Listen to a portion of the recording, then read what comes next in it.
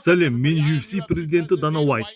Халықаралық жекпе-жек апталығы Лас-Вегасқа 9 шілде T-Mobile аренаға қайтып оралады. Және басты картқа байланысты жұмыстарымыз аяқталғанына қуаныштымын. UFC 290 турнирінде Александр Волкановский мен Яир Родригес кім нағыз чемпион екенін анықтайды. Волкановский pound for pound рейтингінде 2-ші орында және жартылай жеңіл салмақ дивизионында жеңіліп көрген жоқ.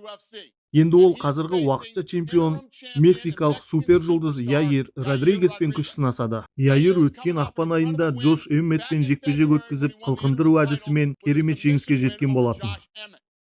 Ко-мейн ивентте бізді тағда бір керемет жекпе-жек күтіп тұр. Брэндон Морено Александр Пантожаға қарсы.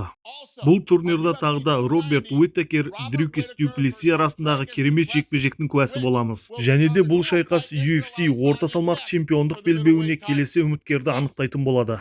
Бұл турнирді біз Ромби Лоулер, Нико Прайс жекпе-жегімен аяқтаймыз.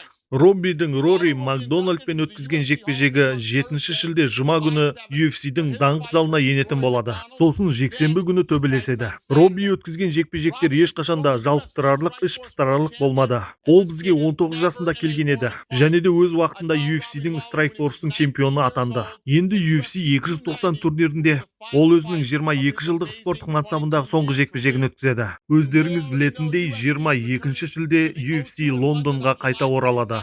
Ауыр салмақ дивизиондағы 5-ші номер Том Аспинелл, 10-ші номердағы Марчин Тибурамен күш сынасатын болады.